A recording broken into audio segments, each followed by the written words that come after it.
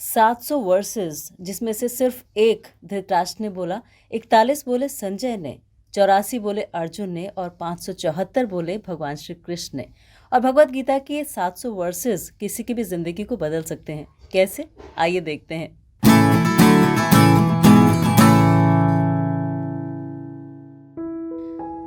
So welcome back on our new series on Bhagavad Gita कि भगवत गीता हमारी life को कैसे बदल सकती है और कैसे हम उससे फ़ायदा उठा सकते हैं अपनी ज़िंदगी को बेहतर जीने में। तो 700 वर्सेस यानी 700 श्लोक, जिसमें से सिर्फ 574 श्लोक ऐसे थे जो भगवान ने बोले और उससे पता नहीं कितने लोगों की ज़िंदगी बदल गई।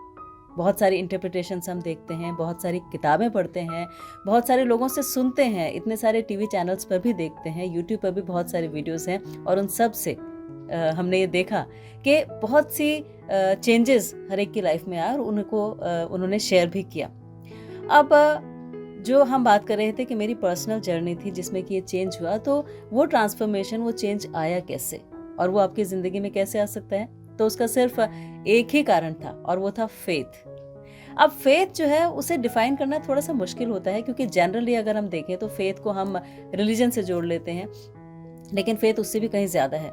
आप देखिए कि आप एक बस में ट्रैवल करते हैं तो ड्राइवर पे फेथ होता है कि उसे ड्राइविंग आती है। हम कभी भी उसका ड्राइविंग लाइसेंस चेक नहीं करते हैं। अगर हम किसी डॉक्टर के पास जाते हैं तो हम उनसे ये नहीं कहते हैं कि आप पहले अपना रिलीजन बताइए या अपनी डिग्री दिखाइए और डिग्री को वेरीफाई करने के बाद हम आपसे इलाज करवाएंगे, क्योंकि हमारा फेथ होता है और उस फेथ की वजह से हम ठीक हो जाते हैं। जानते हैं, अगर डॉक्टर में हमारा फेथ है तो अगर वो सिर्फ हमें कुछ चीनी के दाने दे दे या फिर कुछ मिट्टी एक पुड़िया में बांध के दे दे तो भी हम ठीक हो जाते हैं, क्योंकि फेथ बहुत इंपॉर्टेंट होता है और बहुत जल्दी काम करता है।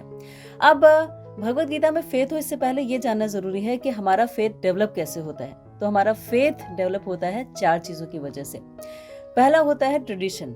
ट्रेडिशन का मतलब कि जो हम अपनी फैमिली में देखते हुए आ रहे हैं। मान लीजिए मेरी फैमिली में ट्रेडिशन है कि हर शादी में जो है एक बिल्ली को बांधा जाएगा।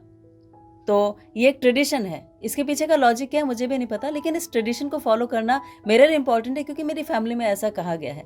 तो हम उस ट्रेडिशन को फॉलो करना शुरू कर देते हैं और वो हमारा फेथ हो जाता है। लेकिन कई बार ये जो फेथ होते हैं, जो ट्रेडिशन बेस्ड होते हैं, ये सुपरस्टिशियस तरीके से हम फॉलो करने लगते हैं, यानी अंधविश्वास में फॉलो करने लगते हैं, उसके पीछे का लॉजिक नहीं समझते। इसीलिए ये फेथ हर बार काम करे ये ज़रूरी नहीं। दूसरा होता है कल्चर। कल्चर किसी भी सोसाइटी का डेवलप हो सकता है, कैसे भी डेवलप हो सकता है। जैसे एक बहुत एग्जाम्पल मैंने सुना कि अमेरिका में ये कल्चर डेवलप हुआ कि सिगरेट स्मोकिंग जो है वो अच्छी होती है और उसे प्रमोट किया गया। लेकिन जब सिगरेट स्मोकिंग कंपनी ने ये देखा कि प्रमोशन तो अच्छा हो रहा है, लेकिन हम हाफ ऑफ द मार्केट को ही केटर कर पा रहे हैं, यानी सिर्फ जो मेल्स हैं उनको ही सिगरेट बेच पा रहे हैं, तो उन्होंने सोचा कि अगर फीमेल्स भी सिगरेट पीना शुरू कर देती हैं तो हमारा मार्केट डबल हो जाएगा। और इसे प्रमोट करने के लिए उन्होंने एक कल्चर बना दिया कि जो भी सिगरेट स्मोकिंग करेगा वो बहुत एडवांस्ड है, बहुत मॉडर्न है और बहुत इंडिपेंडेंट थिंकिंग वाला है।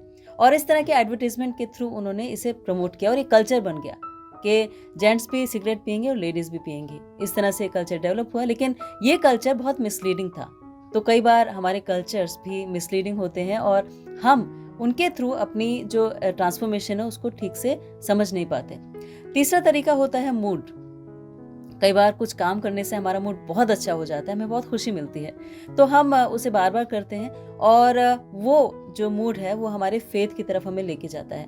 लेकिन जो हमारा मूड होता है वो किसी एक चीज़ से कई बार बहुत खुश होता है, लेकिन उसे बार बार करने से उसी चीज़ से इरिटेट भी होने लगता है। इसीलिए मूड भी सही तरीका नहीं है किसी चीज़ को फॉलो करने का।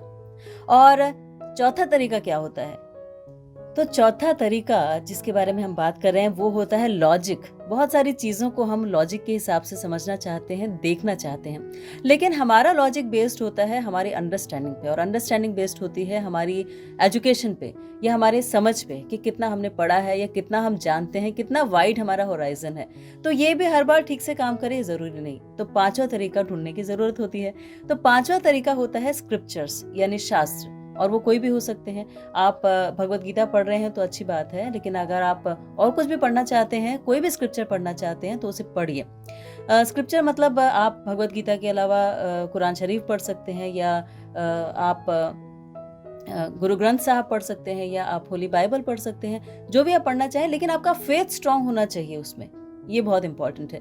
तो जहाँ तक भगवत गीता की बात है, तो भगवत गीता क्यों एक स्क्रिप्चर की कैटेगरी में आती है, क्यों हम इसे शास्त्र कहते हैं? क्योंकि पहली बात तो ये कि इसमें आज तक कोई अमेंडमेंट नहीं हुई है ना। जो भी इसमें लिखा गया था वो पुराने समय में भी एप्लीकेबल था, आज भी वैसे ही एप्लीकेबल है, उतना ही इम्पोर्टेंट है। दूसरा ये कि ये डायरेक्ट भगवान के मुख से निकली है। अब ये भी एक डिबेटेबल क्वेश्चन हो सकता है कि आप कैसे जानते हैं, कैसे कह सकते हैं कि भगवान ने ही कही, ये तो कोई भी कह सकता है, तो इसके ऊपर भी हम बात करेंगे। लेकिन फिलहाल बात कर रहे थे फेथ के ऊपर। तो स्क्रिप्चर्स पे फेथ होना बहुत इंपॉर्टेंट है। तो ये चारों फैक्टर में से स्क्रिप्चर्स जो है वो सबसे ज़्यादा इंपॉर्टेंट होते हैं फेथ के लिए, कि आप ट्रेडिशन के बेस पे फेथ डेवलप कर सकते हैं, कल्चर के बेस पे कर सकते हैं, या आप अपने मूड स्विंग्स के हिसाब से कर सकते हैं, या आप लॉजिक्स के हिसाब से कर सकते हैं। लेकिन स्क्रिप्चर बेस्ड फेथ हमेशा हमारी लाइफ को ट्रांसफॉर्म करने में बहुत ज़्यादा हेल्प करता है। इसीलिए सबसे पहला सबसे इम्पॉर्टेंट फैक्टर जो था अर्जुन के लिए कि उन्होंने भगवत गीता सुनी, वो ये था कि उनका फेथ बहुत स्ट्रांग था भगवान के ऊपर, और इसीलिए भगवान ने उन्हें एक सुपात्र चुना। तो अगर हमें भी इस गुह्य ज्ञान को समझना है, यानी इस डीप नॉलेज को समझना है, तो सबसे पहले वक्ता में भी फेथ होना चाहिए, यानी जिसने बोली, और जो उन्होंने बोला उसमें भी फेथ होना चाहिए। अगर ये दोनों फेथ में कहीं भी कमी है तो फिर हम नहीं समझ पाएंगे। इसका मतलब ये हुआ, अगर फेथ नहीं है तो कैसे होगा? जैसे कि मान लीजिए एक डॉक्टर है और डॉक्टर के पास हम गए और हमने किसी के कहने पे डॉक्टर से एक प्रिस्क्रिप्शन लिखवा लिया, लेकिन डॉक्टर पे फेथ नहीं था, तो आके हमने उस प्रिस्क्रिप्शन को सिर्फ रख दिया, उससे दवाई नहीं खरीदी, या खरीद भी ली, ज़बरदस्ती किसी ने दिला भी दी तो हमने उसे टाइम से लिया नहीं, जो परहेज डॉक्टर ने बताए थे किए नहीं। तो अगर ये सब नहीं करेंगे तो ठीक नहीं होंगे, और फिर हमारा फेथ ऑलरेडी कम था और डेविएट हो जाएगा। इसीलिए सबसे इंपॉर्टेंट फैक्टर फेथ, और फेथ सिर्फ वीडियो देखने से नहीं आएगा, उसके लिए आपको पढ़ना भी पड़ेगा। तो ये एक नियम बनाइए कि आप हर रोज़ दिन में एक वर्स भगवत गीता का ज़रूर पढ़ेंगे, और भगवान से प्रे भी करेंगे कि आपका फेथ बहुत ज़्यादा डेवलप हो। और जब वो फेथ डेवलप हो जाता है तो हमारी बहुत सारी प्रॉब्लम्स सॉल्व होने लगती हैं। अच्छा, एक तो हो गया फेथ, और एक बहुत इंपॉर्टेंट फैक्टर और होता है किसी भी चीज़ से अपने आप को ट्रांसफॉर्म करने के लिए। देखिए, हम सिर्फ एजुकेशन की फिलहाल बात कर रहे हैं, लेकिन उससे ट्रांसफॉर्मेशन ये आपके अपने हाथ में है। तो उस ट्रांसफॉर्मेशन के लिए आपको खुद एक और फैक्टर ऐड करना पड़ेगा, उसे कहते हैं रिलेशनशिप। तो फिर जब तक वक्ता से आपकी रिलेशनशिप नहीं होगी तब तक आप उसे समझ नहीं पाएंगे। रिलेशनशिप डेवलप कैसे होगी इसके बारे में भी हम बात करेंगे, लेकिन अगली वीडियो में। तो फिलहाल इतना ही कि फेथ आपका कैसे डेवलप हो, या इसे एनालाइज कीजिए कि आपका फेथ किस किस चीज़ में है और कैसे डेवलप हुआ। जब आप ऐसा एनालाइज करेंगे अपने आप, तो ये समझ पाएंगे कि भगवत गीता में फेथ के लिए आपको किस चीज़ की ज़रूरत है, और बस ट्रांसफॉर्मेशन जर्नी शुरू हो जाएगी।